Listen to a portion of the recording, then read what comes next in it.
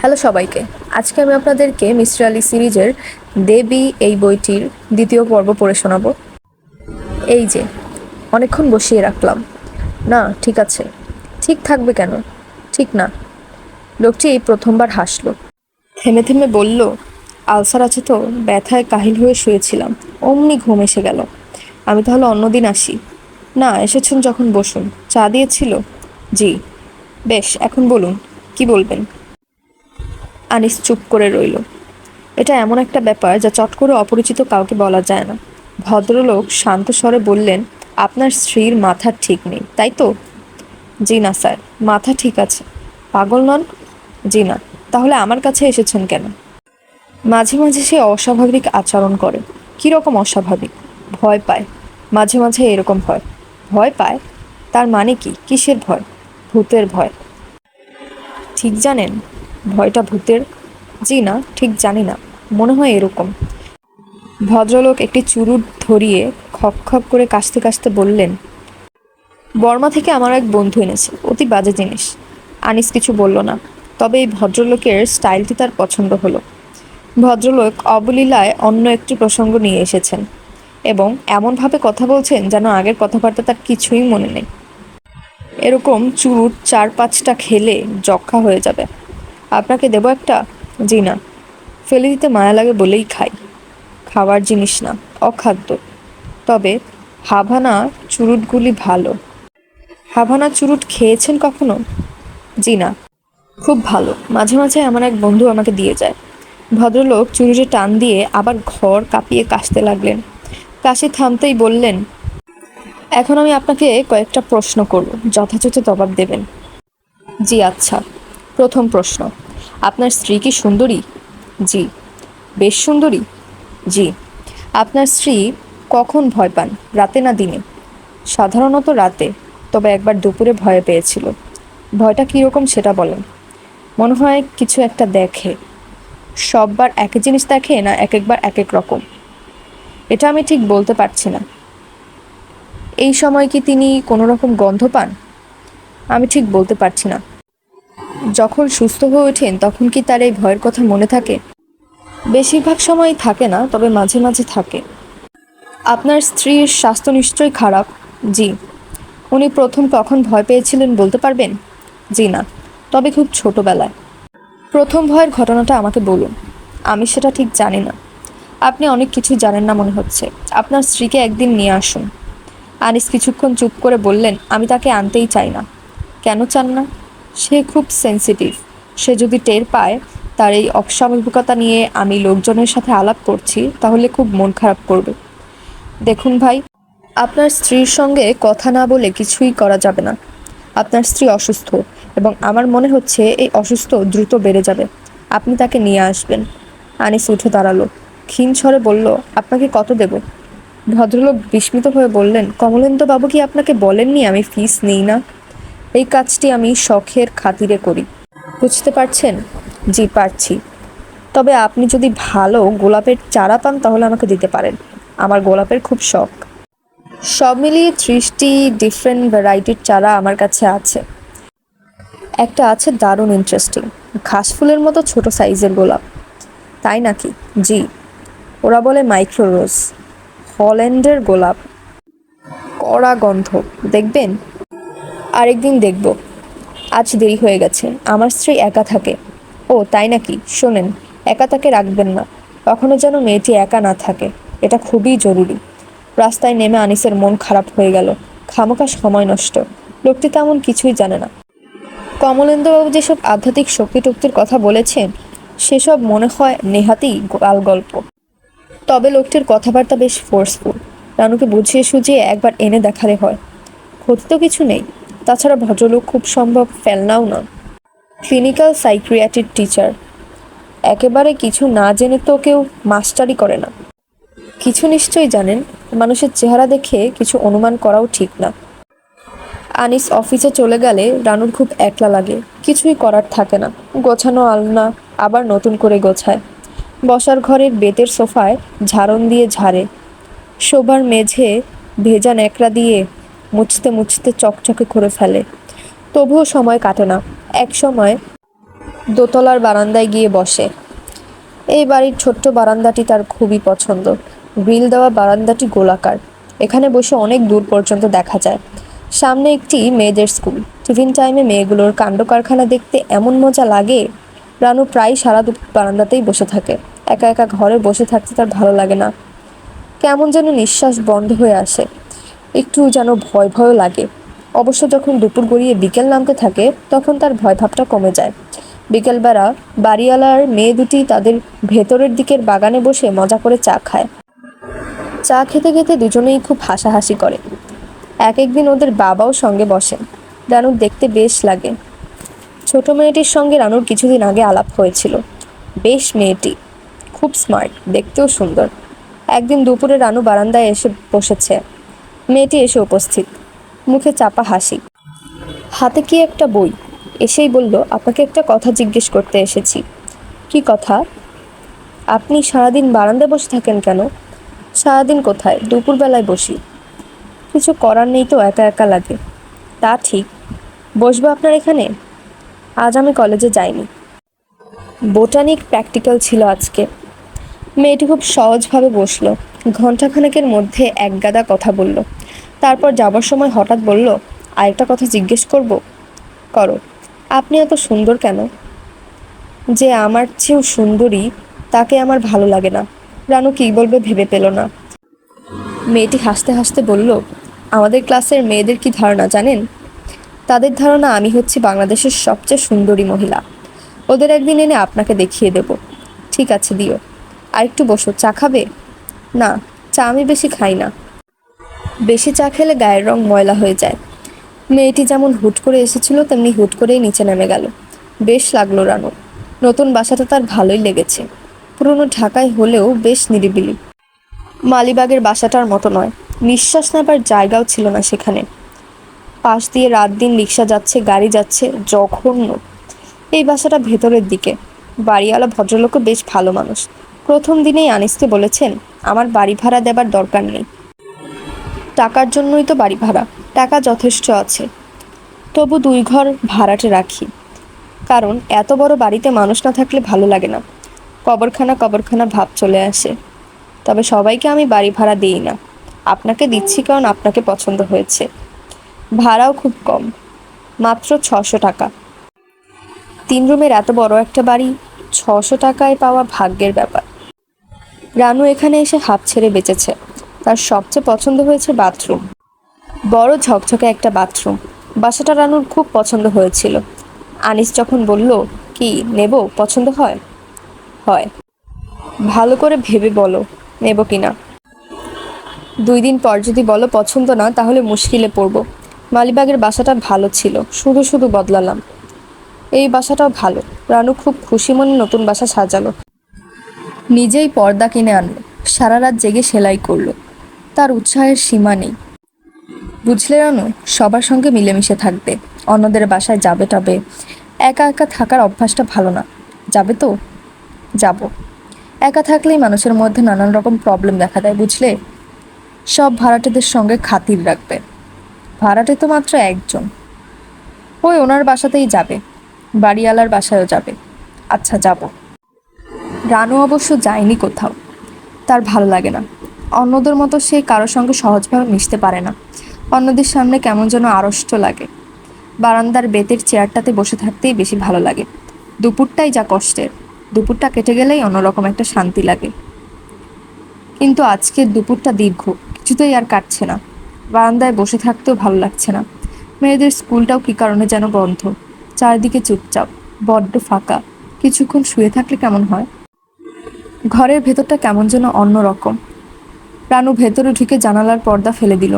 অনেকখানি অন্ধকার হয়ে গেল। অন্ধকার ও চুপচাপ। আর তখন স্পষ্ট গলায় কেউ ডাকলো, রানু, রানু। কয়েক মুহূর্ত রানু নড়ল না, অপেক্ষা করতে লাগলো। কিন্তু যে ডেকে উঠেছে সে দ্বিতীয়বার আর ডাকলো না। রানুর এরকম চারিদিকে নিস্তব্ধতার মধ্যে একজন অশরীরী কেউ ডেকে উঠে। অসংখ্যবার শুনছে এই ডাক। কে সে? কোত্থেকে আসে সে? রানু ফিসফিস করে বলল, কে?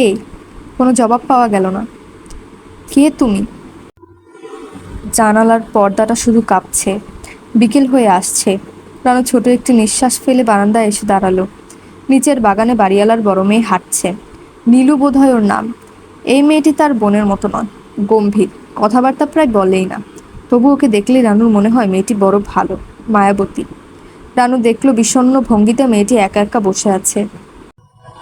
তার ইচ্ছে হলো নিচে নেমে ওর সঙ্গে কথা বলবে, কিন্তু সে গেল না। নীলু 2বার বিজ্ঞাপনটা পড়ল। বেশ একটা মজার বিজ্ঞাপন। কেউ কি আসবেন? আমি একজন নিঃসঙ্গ মানুষ। স্ত্রীর মৃত্যুর পর একা জীবনযাপন করছি। সময় আর কাটে না। আমার দীর্ঘ দিবস ও দীর্ঘ রজনীর নিঃসঙ্গতা কাটাতে কেউ আমাকে 2 লাইন লিখবেন? GPO box number 73। দৈনিক পত্রিকায় এরকম বিজ্ঞাপন দেবার মানে কি? সাপ্তাহিক কাগজগুলিতে এই সব থাকে, ছেলে ছোকরাদের কাণ্ড। এই লোক নিশ্চয় ছেলে ছোকরা নয়, বুড়ো হাবরাদের একজন। বাবা, এটা পড়েছ? নীলু জাহিদ সাহেবের হাতে কাগজটা গুঁজে দিল। বাবা, এই বিজ্ঞাপনটি পড়ো তো। জাহিদ সাহেব নিজেও ভ্রু কুচকিত করে 2বার পড়লেন। তার মুখের ভঙ্গি দেখে মনে হলো বেশ বিরক্ত হয়েছেন। পড়েছ? পড়লাম। কি মনে হয় বাবা? কি আবার মনে হবে? কিছুই মনে হয় না। দেশটা রসাতলে যাচ্ছে। খবরের কাগজওয়ালারা এসব ছাপে কিভাবে? নীলু হাসি মুখে বলল, ছাপাবে না কেন? দেশটা বিলাত আমেরিকা নয়, বুঝলি? আর ভালো করে পড়লেই বোঝা যায় লোকটার এক বদ মতলব আছে। কই, আমি তো বদ মতলবের কিছু বুঝছি না। জাহিদ সাহেব গম্ভীর হয়ে বললেন, দেখিস তুই আবার চিঠি লিখে বসবি না। নীলু মুখ নিচু করে হাসল। হাসছিস কেন? এমনি হাসছি। চিঠি লিখবার কথা ভাবছিস না তো মনে মনে? হুম। নীলু মুখে উহু বললেও মনে মনে ঠিক করে ফেলল, গুছিয়ে একটা চিঠি লিখবে। দেখা যাক না কি হয়। কি লেখে লোকটি? রাতে ঘুমোতে যাওয়ার আগে সে সত্যি সত্যি একটা চিঠি লিখে ফেলল। মোটামুটি বেশ দীর্ঘ চিঠি। জনাব, আপনার বিজ্ঞাপনটি পড়লাম, লিখলাম কয়েক লাইন। এতে কি আপনার নিঃসঙ্গতা কাটবে? আমার বয়স 18। আমি ঢাকা বিশ্ববিদ্যালয়ের ছাত্রী। আমরা 2 বোন। আমার ছোট বোনটির নাম বিলু। সে হলিক্রস কলেজে পড়ে। আমরা 2 বোনই খুবই সুন্দরী। এই যে, এটা আপনাকে লেখা ঠিক হলো না, তাই না? নাকি সুন্দরী মেয়েদের চিঠি পেলে আপনার নিঃসঙ্গতা আরও দ্রুত কাটবে? নীলু। চিঠিটি লিখেই তার মনে হলো যে এরকম লেখাটা ঠিক হচ্ছে না। চিঠির মধ্যে একটা বড় মিথ্যা আছে। সে সুন্দরী নয়। বিলুর জন্য কথাটা ঠিক, তার জন্য নয়। নীলু ছোট্ট একটি নিঃশ্বাস ফেলে দ্বিতীয় চিঠিটি লিখল। জনাব, আমার নাম নীলু। আমার বয়স 20। আপনার নিঃসঙ্গতা কাটাবার জন্য আপনাকে লিখছি। কিন্তু চিঠিতে কি কারো নিঃসঙ্গতা কাটে? আপনার বয়স কত এটা দয়া করে জানাবেন। নীলু। দ্বিতীয় চিঠিটিও তার পছন্দ হলো না। মনে হলো সে কেন যেন কিছুতেই গুছিয়ে আসল জিনিসটা লিখতে পারছে না। রাতে শুয়ে শুয়ে তার মনে হলো হঠাৎ করে সে এত ব্যস্ত হয়ে পড়েছে কেন? চিঠি লিখবারই বা কী দরকার? সে নিজেও কি খুব নিঃসঙ্গ? হয়তোবা। এই বাড়িতে আর 2টি মাত্র প্রাণী, বিলু আর বাবা। বাবা দিনরাত নিজের ঘরেই থাকেন। মাসের প্রথম দিকের কয়েকটা দিন বাড়ি ভাড়া টাকা আদায়ের জন্য অল্প যা নাড়াচাড়া করে, তারপর আবার নিজের ঘরেই বন্দি। আর বিলু তো আছে তার অসংখ্য বন্ধু বান্ধব নিয়ে। শুধু মেয়ে বন্ধু নয়, তার আবার অনেক ছেলে বন্ধুও আছে। মহানন্দে আছে বিলু, তবে সে একটু বাড়াবাড়ি করছে। কাল তার কাছে একটি ছেলে এসেছিল। সে রাত 8টা পর্যন্ত ছিল। এসব ভালো নয়। নীলু উকি দিয়ে দেখছে ছেলেটি ফরফর করে সিগারেট টানছে, হাত নেড়ে নেড়ে কথা বলছে, আর বিলু হাসতে হাসতে ভেঙে পড়ছে। ভাত খাওয়ার সময় নীলু কিছু বলবে না করে বলল, ছেলেটা কে রে? কোন ছেলে? ওই যে রাত 8টা পর্যন্ত গল্প করলি। ও, সে তো রবির ভাই। মহা চালবাজ, নিজেকে খুব বুদ্ধিমান ভাবে, আসলে মহাগাধা। বলতে বলতে খিলখিল করে হাসে বিলু। মহাগাধা হলে এতক্ষণ বসিয়ে রাখলি কেন? যেতে চাচ্ছিল না তো কি করব? বলতে বলতে বিলু আবার হাসলো। বিলু এমন মেয়ে যার উপর কখনো রাগ করা যায় না। নীলু কখনো রাগ করতে পারে না। মাঝে মাঝে বাবা 2-একটা কড়া কথা বলেন, তখন বিলু রাগ করে খাওয়া বন্ধ করে দেয়। সে এক মহা যন্ত্রণা। একবার রাগ করে সে পুরো 2 দিন দরজা বন্ধ করে বসেছিল। কত সাধাসাধি, কত অনুরোধ, শেষ পর্যন্ত মগবাজারের ছোট মামাকে আনতে হলো। ছোট মামা বিলুর খুব খাতিরের মানুষ, তার সব কথা সে শোনে। তিনি এসে যখন বললেন, দরজা না খুললে মা আমি কিন্তু আর আসবো না, এই আমার শেষ আশা। তখন দরজা খুলল এরকম জেদি মেয়ে। নীলুর কোনো জেদ চেদ নেই। কালো অসুন্দরী মেয়েদের জেদ কখনো থাকে না, এদের জীবন কাটাতে হয় একাকী। নীলু বাতি নিভিয়ে ঘুমোতে চেষ্টা করলো। ছোটবেলায় বাতি নেভানোর সঙ্গে সঙ্গে তার ঘুম আসতো, এখন আর আসে না। অনেক রাত পর্যন্ত এপাশ ওপাশ করতে হয়। পাশের খাটের টেবিল ল্যাম্প জ্বালিয়ে চোখের উপর একটা গল্পের বই ধরে আছে বিলু। অনেক রাত পর্যন্ত সে পড়বে, পড়তে পড়তে হঠাৎ একসময় ঘুমিয়ে পড়বে। বাতি নেভাবে না, মশারি ফেলবে না। নীলুকেই উঠে এসে বাতি নেভাতে হবে, মশারি ফেলতে হবে। বিলু ঘুমো, বাতি নেভা, একটু পরে ঘুমোবো। কি পড়ছিস? শীর্ষেন্দুর একটা বই, দারুণ। দিনে পড়িস, আলো চোখে লাগছে। দিনে আমার সময় কোথায়, তুমি ঘুমাও না। নীলু ঘুমাতে পারল না, শুয়ে শুয়ে তাকিয়ে রইল বিলুর দিকে। দিনে দিনে কি যে সুন্দর হচ্ছে মেয়েটা। একই মা বাবার দুই মেয়ে, একজন এত সুন্দর আর অন্যজন এত অসুন্দর। কেন? নীলু ছোট্ট একটা নিঃশ্বাস ফেলল। আপা। কি? দারুণ বই, তুমি পড়ে দেখো। প্রেমের? হ্যাঁ, প্রেমের হলেও খুব সিরিয়াস জিনিস, দারুণ। তাই নাকি? হুম, একজন খুব রূপবতী মেয়ের গল্প। তোর মতো একজন? দূর, আমি আবার সুন্দর নাকি? আমাদের তিনতলার ভাড়াটের বৌটির মতো বলতে পারো। রানু নাম, দেখেছ? না তো, খুব সুন্দরী। ওরে বাপ, দারুণ, হেমা মালিনীর চেয়েও সুন্দর। তুই মেয়েটিকে একবার আসতে বলিস তো আমাদের বাড়িতে, দেখব। বলবো, তুমি নিজে একবার গেলেই তো পারো। মেয়েটা ভালো, কথাবার্তা খুব ভদ্র। ওর বরকে দেখেছ? আনিস সাহেব? হুম, ওই লোকটি বোকা ধরনের, বোকার মতো কথাবার্তা। আমাকে আপনি আপনি করে বলে। কলেজে পড়িস, তোকে আপনি বলবে কেন? ফ্রক পরা কাউকে এরকম একজন বুড়ো মানুষ আপনি বলবে নাকি? বুড়ো নাকি? 40-এর উপর বয়স হবে। মেয়েটার বয়স কত? খুব কম, 14-15 হবে। বিলু বাতি নিভিয়ে দিল এবং নিমিষেই ঘুমিয়ে পড়ল। নীলু জেগে রইল অনেক রাত পর্যন্ত। কিছুতেই তার আর ঘুম এলো না। ইদানিং তার ঘুম খুব কমে গেছে, রোজই মাঝরাত না হওয়া অবধি ঘুম আসে না।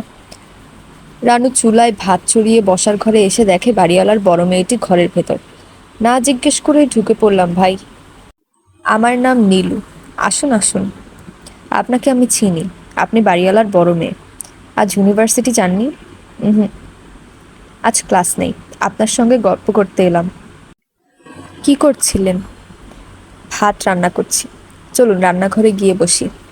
বিলুর কাছ থেকে আপনার খুব প্রশংসা শুনি। বিলুর ধারণা আপনি হচ্ছেন হেমা মালিনী। রানু অবাক হয়ে বললেন, হেমা মালিনীটি কে? আছে একজন, সিনেমা করে, সবে বলে খুব সুন্দর। আমার কাছে সুন্দর লাগে না, চেহারাটা অহংকারী। রানু মেঘ টিপে হাসতে হাসতে বলল, সুন্দরী মেয়েরা তো অহংকারীই হয়। আপনিও অহংকারী? রানু হাসতে হাসতে বলল, হ্যাঁ, কিন্তু আমাকে আপনি আপনি বলতে পারবেন না, তুমি করে বলতে হবে। নীলু লক্ষ্য করল মেয়েটি বেশ রোগা, কিন্তু সত্যিই রূপসী, সচরাচর দেখা যায় না। চোখ দুটি কপালের দিকে উঠানো বলে দেবী প্রতিমার চোখের মতো লাগে। সমগ্র চেহারায় খুব সূক্ষ্ম হলেও কোথাও যেন একটা মূর্তি মূর্তি ভাব আছে। কি দেখছেন? তোমাকে দেখছি ভাই, তোমার চেহারায় একটা মূর্তি মূর্তি ভাব আছে। রানু মুখ কালো করে ফেলল। নীলু অবাক হয়ে বলল, ও কি, তুমি মনে হয় মন খারাপ করলে? না, মন খারাপ করবো কেন? কিন্তু এমন মুখ কালো করলে কেন? আমি কিন্তু কমপ্লিমেন্ট হিসাবে তোমাকে বলেছি। তোমার মতো সুন্দরী মেয়ে আমি খুব বেশি দেখিনি, তবে একবার একটি বিহারি মেয়েকে দেখেছিলাম আমার ছোট মামার বিয়েতে। অবশ্য সে মেয়েটি তোমার মতো রোগা ছিল না, ওর স্বাস্থ্য বেশ ভালো ছিল। আপনি কি একটু চা খাবেন? তুমি আমাকে আপনি করে বলছো কেন? তোমার কি মনে হয় আমার বয়স অনেক বেশি? না, তা মনে হয় না। তুমিও আমাকে তুমি বলবে, আর তোমার যদি আপত্তি না থাকে তাহলে আমি মাঝে মাঝে তোমার কাছে আসবো। রানু চায়ের কাপ সাজাতে সাজাতে মৃদু স্বরে বলল, আমাকে মূর্তি মূর্তি লাগে, এটা বললে কেন? নীলু অবাক হয়ে বলল, এমনি বলেছি, টানা টানা চোখ তো, সেই জন্য। তুমি দেখি ভাই রাগ করেছো। একটা কারণ আছে নীলু, তোমাকে আমি একদিন সব বলবো, তাহলেই বুঝবে। চায়ে কতটুকু চিনি খাও? 3 চামচ। নীলু অনেকক্ষণ বসলো, কিন্তু কথাবার্তা আর তেমন জমলো না। রানু কেমন যেন অন্যমনস্ক হয়ে পড়েছে, কিছুতেই মন লাগাতে পারছে না, সহজ হতে পারছে না। নীলু বেশ কয়েকবার অন্য প্রসঙ্গ আনতে চেষ্টা করলো। ভাষা ভাষা জবাব দিল রানু, এবং একসময় হালকা স্বরে বলল, আমার একটা অসুখ আছে নীলু। কি অসুখ? মাঝে মাঝে আমি ভয় পাই। ভয় পাই মানে? রানু মাথা নিচু করে বলল, ছোটবেলায় একবার নদীতে গোসল করতে গিয়েছিলাম, তারপর থেকে এরকম হয়েছে। কি হয়েছে? রানু জবাব দিল না। বলো কি হয়েছে? অন্য একদিন বলবো, আজ তুমি তোমার কথা বলো। আমার তো বলার মতো কোনো কথা নেই, তোমার বন্ধুদের কথা বলো। আমার তেমন কোনো বন্ধু নেই, আমি বলতে গেলে একা একা থাকি। অসুন্দরী মেয়েদের বন্ধু টন্ধু থাকে না। রং খারাপ হলে মানুষ অসুন্দর হয় না নীলু, আমি নিজেকে সেটা আমি ভালোই জানি। নীলু উঠে পড়ল। রানু বলল, আবার আসবে তো? আসবো। তুমি তোমার ভয়ের কথাটা কি বলছিলে, সেই সব বলবে? বলবো। নীলু পাঠাবে না করেও চিঠিটি পাঠিয়ে দিল, কিন্তু তার পরপরই দুশ্চিন্তার সীমা রইল না। কে জানে, বুড়ো হাবড়া লোকটি একদিন হয়তো বাসায় এসে হাজির হবে। দারুণ লজ্জার ব্যাপার হবে সেটি। নিতান্তই ছেলে মানুষই কাজ করা হয়েছে। 4-5 দিন নীলুর খুব খারাপ কাটলো, দারুণ অস্বস্তি। পুরো মতো কোনো একজন মানুষকে আসতে দেখলেই চমকে উঠত। এটি কি সেই লোক নাকি? যদি সত্যি সত্যি কেউ এসে পড়ে, তাহলে সে ভেবে রেখেছে বলবে, এই চিঠিতে তো আমার নয়, অন্য কেউ তামাশা করে এই ঠিকানা দিয়েছে। আমি এরকম অজানা অচেনা কাউকে চিঠি লিখি না। কেউ অবশ্য এলো না। দেখতে দেখতে 1 সপ্তাহ কেটে গেল, চিঠির কোনো উত্তর নেই। লোকটি হয়তো চিঠি পায়নি। ডাক বিভাগের কল্যাণে আজকাল তো বেশিরভাগ চিঠি প্রাপকের হাতে পৌঁছায় না। এতে ক্ষতি যেমন হয়, লাভও তেমন হয়। কিংবা হয়তো এমন হয়েছে, ওই লোক অসংখ্য চিঠি পেয়ে পছন্দ মতো চিঠিগুলোর উত্তর দিয়েছে। নীলুর 3 লাইনের চিঠি তার পছন্দ হয়নি। সে হয়তো লম্বা লম্বা চমৎকার সব চিঠি পেয়েছে, ইনিয়ে বিনিয়ে অনেক কিছু লেখা সব চিঠিতে। 10 দিনের মাথায় নীলুর কাছে চিঠি এসে পড়ল। খুবই দামি একটা খামের চমৎকার প্যাডের কাগজের চিঠি, গোটা গোটা হাতের লেখা। কালির রং ঘন কালো, মাখন রাঙা সেই কাগজে লেখাগুলো মুক্তার মতো ফুটে আছে। এত সুন্দর হাতের লেখা মানুষের হয়? চিঠিটি খুবই সংক্ষিপ্ত। কল্যাণিয়া সু, তোমার চমৎকার চিঠি গভীর আগ্রহ নিয়ে পড়েছি। একজন ব্যথিত মানুষের আবেদনে তুমি সাড়া দিয়েছ, তোমাকে ধন্যবাদ। খুব সামান্য একটি উপহার পাঠালাম, প্লিজ নাও। আহমেদ সাবেত। উপহারটি সামান্য নয়, অত্যন্ত দামি একটি পিওর পারফিউমের শিশি। নীলু ভেবে পেল না, এই লোকটি কি সবাইকে এরকম একটি উপহার পাঠিয়েছে? যারাই চিঠির জবাব দিয়েছে তারাই পেয়েছে, কিন্তু তাও কি সম্ভব? নাকি নীলু একাই চিঠির জবাব দিয়েছে? নীলুর বড় লজ্জা করতে লাগলো। সে পারফিউমের শিশিটি লুকিয়ে রাখলো এবং খুব চেষ্টা করতে লাগলো সমস্ত ব্যাপার ভুলে যেতে। সে চিঠিটি কুচি কুচি করে ছিঁড়ে ফেলে দিল জানলা দিয়ে। কেন এমন একটা বাজে ঝামেলায় জড়ালো? কিন্তু দিন 7 পর নীলু আবার একটি চিঠি লিখল, একটি বেশ দীর্ঘ চিঠি। সেখানে শেষের দিকে লেখা, আপনি কে, কি করেন, কিছুই তো জানাননি। আপনার বিজ্ঞাপনটিও দেখছি না। তার মানে কি এই যে আপনার নিঃসঙ্গতা এখন দূর হয়েছে? নীলু বেশ কিছুদিন অপেক্ষা করলো চিঠির জবাবের জন্য, কিন্তু কোনো জবাব এলো না। কেন জানি নীলুর বেশ মন খারাপ হলো। আরেকটি চিঠি লেখার ইচ্ছে হতে লাগলো, কিন্তু তাও কি হয়? একা একা সে শুধু চিঠি লিখবে, তার এত কি গরজ পড়েছে? দুপুর রাতে আনিসের ঘুম ভেঙে গেল। হাত বাড়ালো অভ্যাস মতো। পাশে কেউ নেই। আনিস ডাকলো, রানু, রানু। কোনো সাড়া নেই। বাথরুম থেকে একটানা পানি পড়ার শব্দ হচ্ছে। বাথরুমে নাকি? আনিস উকি দিল, বাথরুমে কেউ নেই। কোথায় গেল? আনিস গলা উঁচিয়ে ডাকলো, রানু। বসার ঘর থেকে ক্ষীণ হাসির শব্দ এলো। বসার ঘর অন্ধকার। রানু কি সেখানে একা একা বসে আছে নাকি? আনিস বসার ঘরে ঢুকে বাতি জ্বেলেই সঙ্গে সঙ্গে বাতি নিভিয়ে ফেলল। রানু বসার ঘরে ছোট টেবিলে চুপচাপ বসে আছে, তার গায়ে কোনো কাপড় নেই। এই রানু। কি হয়েছে? তোমার কাপড় কোথায়? খুলে ফেলেছি, বড্ড গরম লাগছে। আনিস এসে রানুর হাত ধরল। হিমশীতল হাত, একটু একটু যেন কাঁপছে। এসো রানু, ঘুমাতে যাই। আমার ঘুমোতে ইচ্ছা করছে না, তুমি যাও। কাল আমরা একজন ডাক্তারের কাছে যাব, কেমন? কেন? তোমার শরীর ভালো না রানু? আমার শরীর ভালোই আছে। না, তুমি খুব অসুস্থ। এসো আমার সঙ্গে, কাপড় পরে ঘুমোতে এসো। রানু কোনো আপত্তি করল না, সঙ্গে সঙ্গেই উঠে এলো, কাপড় পরলো এবং বাধ্য মেয়ের মতো বিছানায় শুয়ে প্রায় সঙ্গে সঙ্গেই ঘুমিয়ে পড়ল। জেগে রইল আনিস। রানুর শরীর দ্রুতই খারাপ হচ্ছে। আগে তো এরকম কখনো হয়নি।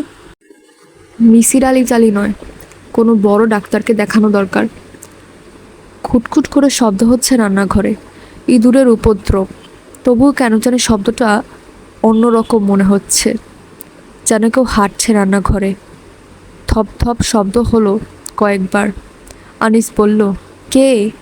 রান্নাঘরে শব্দটা হঠাৎ থেমে গেল। আনিস বলল, কে? কে? মনের ভুল নাকি? আনিস যেন স্পষ্ট শুনল রান্নাঘর থেকে কেউ একজন বলল, আমি। স্পষ্ট এবং তীক্ষ্ণ আওয়াজ, মেয়েলি স্বর। নাকি রানুই বলছে ঘুমের ঘরে? এটাই হয়েছে, রানুরই গলা।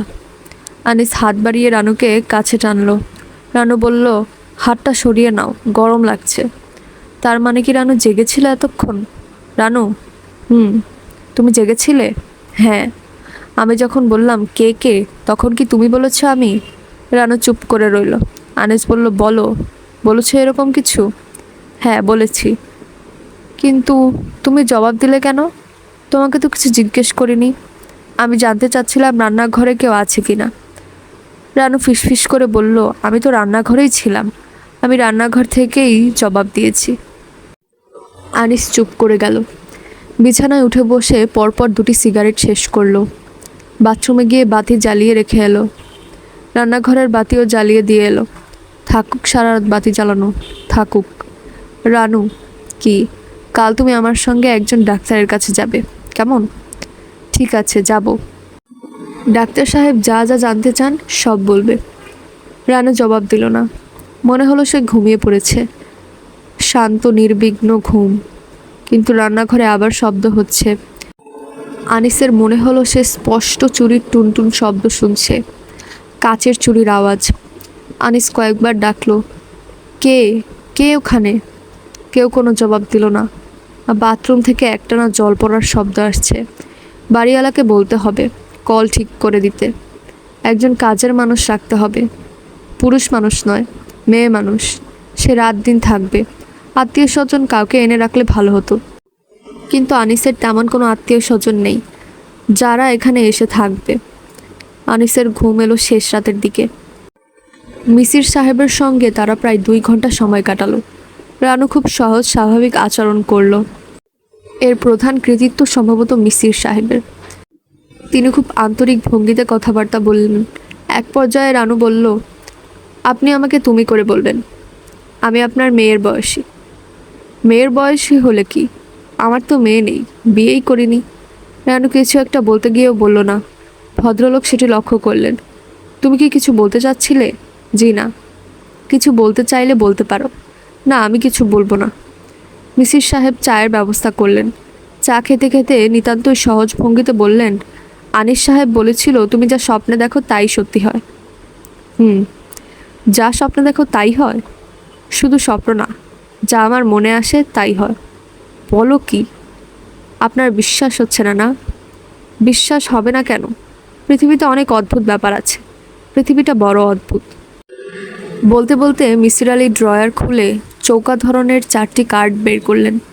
হাসি মুখে বললেন, রানু, এই কার্ডগুলিতে ডিজাইন আঁকা আছে। আমি এক একটি টেবিলের উপর রাখবো, ডিজাইনগুলো থাকবে নিচে। তুমি না দেখে বলতে চেষ্টা করবে। রানু অবাক হয়ে বলল, না দেখে বলবো কিভাবে? চেষ্টা করে দেখো, পারতেও তো পারো। বলো দেখি এই কার্ডটিতে কী আঁকা আছে। কি আশ্চর্য, কি করে বলবো? আন্দাজ করো, যা মনে আসে তাই বলো। একটা ক্রস চিহ্ন আছে, ঠিক হয়েছে? তা বলবো না। এবার বলো এটিতে কি আছে। খুব ছোট ছোট সার্কেল। কটি বলতে পারবে? মনে হচ্ছে 3টি, 4টিও হতে পারে। মিসির সাহেব কার্ডগুলো ড্রয়ারে রেখে সিগারেট ধরালেন। তাকে কেমন যেন চিন্তিত মনে হতে লাগলো। আনিস বলল, ও কি বলতে পেরেছে? মিসির সাহেব তার কোনো জবাব না দিয়ে বললেন, রানু, এবার তুমি বলো, প্রথম ভয়টা তুমি কিভাবে পেলে? সব কিছু বলবে, কিছুই বাদ দেবে না। আমি তোমাকে সাহায্য করতে চেষ্টা করছি। রানু চুপ করে রইল। তুমি নিশ্চয়ই চাও তোমার অসুখটা সেরে যাক, চাও না? চাই। তাহলে বলো, কোনো কিছু বাদ দেবে না। রানু তাকালো আনিসের দিকে।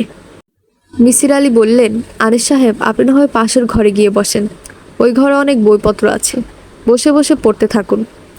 ন্যাশনাল জিওগ্রাফির কয়েকটা ইস্যু আছে, গতকালই এসেছে। রানু বলতে শুরু করলো। মিসির আলী শুনতে লাগলেন চোখ বন্ধ করে। একটি প্রশ্নও জিজ্ঞেস করলেন না। মাঝখানে একবার শুধু বললেন, পানি খাবে? তৃষ্ণা পেয়েছে? রানু মাথা নাড়ল। তিনি পানির জগ এবং গ্লাস নিয়ে এলেন। শান্ত স্বরে বললেন, চোখে মুখে পানি দিয়ে নাও, ভালো লাগবে। রানু সেসব কিছুই করলো না, শান্ত ভঙ্গিতে বসে রইল। কথা বলতে লাগলো স্পষ্ট স্বরে। রানুর প্রথম গল্প। আমার বয়স তখন 11-12 বৎসর। আমি মধুপুরে আমার এক চাচার বাড়িতে বেড়াতে গেছি, চাচাতো বোনের বিয়েতে। চাচাতো বোনটির নাম হচ্ছে অনুফা। খুবই ভালো মেয়ে, কিন্তু চাচা বিয়ে ঠিক করেছেন একটা বাজে ছেলের সঙ্গে। ছেলের প্রচুর জায়গা টায়গা আছে, কিন্তু কিছুই করে না। দেখতেও বাজে, দাঁত উঁচু, মুখে বসন্তের দাগ, দারুণ বেটে। অনুফা আপার এই নিয়ে খুব মন খারাপ, প্রায়ই এই নিয়ে কাঁদে। আমি তাকে সান্ত্বনা টান্তনা দিতে চেষ্টা করি, কিন্তু আমি নিজেও একটি বাচ্চা মেয়ে, তাকে কি সান্ত্বনা দিব? তবে আমার সঙ্গে অনুফা আপার খুব ভাব ছিল, আমাকে অনেক গোপন কথা টথা বলতো। যাই হোক, গায়ে হলুদের দিন খুব রং খেলা হলো। আমাদের ওদিকে রং খেলা হচ্ছে উঠানে কাদা ফেলে তাতে গড়াগড়ি খাওয়া। সারাদিন রং খেলে কাদা মেখে সবাই ভূত হয়ে গেছি। ঠিক করা হলো সবাই মিলে নদীতে গোসল সেরে আসবে। চাচা অবশ্য আপত্তি করলেন, মেয়ে ছেলেরা নদীতে যাবে কি? চাচার আপত্তি অবশ্য টিকল না। আমরা মেয়েরা সবাই দল বেঁধে নদীতে গোসল করতে গেলাম। বাড়ি থেকে অল্প কিছু দূরেই নদী। আমরা প্রায় 30-40 জন মেয়ে। খুব হইচই হচ্ছে, সবাই মিলে মহানন্দে পানিতে ঝাপাঝাপি করছি। সেখানে খুব কাদা ছোড়াছুড়ি হলো। ঠিক তখন একটা কাণ্ড হলো। মনে হলো একজন কে যেন আমার পা জড়িয়ে আছে। নির্ঘাত কেউ তামাশা করছে। আমি হাসতে হাসতে বললাম, এই ভালো হবে না, ছাড় বলছি, ছাড়। কিন্তু যে পা ধরেছে সে ছাড়ল না। হঠাৎ মনে হলো সে টেনে আমার পায়জামাটা খুলে ফেলতে চেষ্টা করছে। তখন আমি চিৎকার দিলাম। সবাই মনে করলো কোনো একটা তামাশা হচ্ছে। কেউ কাছে এলো না, কিন্তু ততক্ষণে আমার পায়জামাটা খুলে ফেলেছে। আর আর এই সময় মিসির আলী সাহেব বললেন, বুঝতে পেরেছি, তারপর কি হলো? সবার প্রথম অনুফা আপা ছুটে এসে আমাকে ধরলেন। তারপর অনড়া ছুটে এলো। যে আমার পা জড়িয়ে ধরেছিল সে আমাকে শক্ত করে চেপে ধরে গভীর জলের দিকে টেনে দিতে লাগলো। তারপর আমার আর কিছু মনে নেই। জ্ঞান হবার পর শুনেছি ওরা আমাকে বহু কষ্টে টেনে পাড়ে তুলেছে এবং দেখেছে একটা মরা মানুষ আমাকে জড়িয়ে ধরে রেখেছে। ওই মরা মানুষটাকে গ্রামের লোকেরা নদীর পাড়ে মাটি চাপা দিয়েছিল। সেই সব কিছুই অবশ্য আমি দেখিনি, শুনেছি, কারণ আমার কোনো জ্ঞান ছিল না। চাচা আমার চিকিৎসার জন্য আমাকে ঢাকা নিয়ে এসেছিলেন। সবাই ধরেই নিয়েছিল আমি আর বাঁচব না, কিন্তু বেঁচে গেলাম। এইটুকুই আমার প্রথম ভয়ের গল্প। রানু গল্প শেষ করে পুরো 1 গ্লাস পানি খেলো। মিসির আলী সাহেব বললেন, ওই লোককে তুমি দেখোনি? জি না। গ্রামের অন্যরা তো দেখেছে। কীরকম ছিল দেখতে? আমি জানি না, কাউকে জিজ্ঞেস করিনি, কেউ আমাকে কিছু বলেনি। এরপর কি তুমি কখনো তোমার চাচার বাড়ি গিয়েছিলে? জি না, কখনো যাইনি। আরেকটা কথা তুমি বলেছিলে, ওই লোকটি তোমার পাজামা চেনে খুলে ফেলতে চেষ্টা করেছিল। তোমাকে যখন চেনে তোলা হলো তখন কি পাজামা পরনে ছিল? জি না, ছিল না। মিসির আলী সাহেব সিগারেট ধরিয়ে নিচু গলায় বললেন, আমার কেন জানি মনে হচ্ছে কোনো একটি জিনিস তুমি আমাকে বলনি, কিছু একটা বাদ দিয়ে গেছো। রানু জবাব দিল না। যে জিনিসটা বাদ দিয়েছ সেটা আমার শোনা দরকার। সেটা কি বলবে? অন্য আরেকদিন বলবো। ঠিক আছে, অন্য একদিন শুনবো। তোমাকে আসতে হবে না, আমি গিয়ে শুনে আসবো। রানু কিছু বলল না। মিসির আলী সাহেব কিছুক্ষণ ভ্রু কুঁচকে থেকে হঠাৎ বললেন, যখন তুমি একা থাকো তখন কি কেউ তোমার সঙ্গে কথা বলে? হ্যাঁ। মিসির আলি খুব উৎসাহ বোধ করলেন। ব্যাপারটা গুছিয়ে বলো। মাঝে মাঝে কে যেন আমাকে নাম ধরে ডাকে। পুরুষদের গলায়?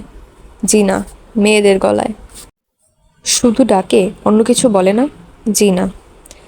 এবং যে ডাকে তাকে কখনো দেখা যায় না? জি না। এটা প্রথম কখন হয়, অর্থাৎ প্রথম কখন শুনলে? নদীর ব্যাপারটা ঘটবার আগেই? হুম। কতদিন আগে? আমার ঠিক মনে নেই। আচ্ছা ঠিক আছে, আজ এই পর্যন্তই। রানুরা উঠে দাঁড়ালো। মিসির আলি ভারী গলায় বললেন, আবার দেখা হবে। রানু কিছু বলল না। আনিস বলল, আমরা তাহলে যাই। আচ্ছা ঠিক আছে। মিসির আলি ওদের রিক্সা পর্যন্ত এগিয়ে দিতে এলেন। ওরা রিকশায় উঠবার সময় তিনি হঠাৎ বললেন, রানু, যে তোমার পা জড়িয়ে ধরেছিল ওর নাম কি? ওর নাম জালালউদ্দিন। কি করে জানলে ওর নাম জালালউদ্দিন? রানু তাকিয়ে রইল, কিছু বলল না। মিসির আলি সাহেব বললেন, ঠিক আছে, পরে কথা হবে। রিকশায় ওরা দুইজনে কোনো কথা বলল না। আনিসের একবার মনে হলো রানু কাঁদছে। সে সিগারেট ধরিয়ে সহজ স্বরে বলল, ভদ্রলোককে তোমার কেমন লাগলো রানু? ভালো, বেশ ভালো লোক। উনি আসলে কি করেন? উনি ঢাকা বিশ্ববিদ্যালয়ের একজন part time teacher, clinical psychiatry পড়ান। খুব জ্ঞানী লোক। ইউনিভার্সিটির টিচাররা এমন রোগা হয় তা তো জানতাম না। আমার ধারণা ছিল তারা খুব মোটাসোটা হন। রানু শব্দ করে হাসলো। আনিস বলল, আজ বাইরে খাওয়া দাওয়া করলে কেমন হয়? শুধু শুধু টাকা খরচ। তোমার গিয়ে রান্না চড়াতে হবে না, চলো। চলো না, কিছু টাকা খরচ হোক। কোথায় যাবে? আছে একটা চেনা জায়গা, নান রুটি আর কাবাব, কি বলো?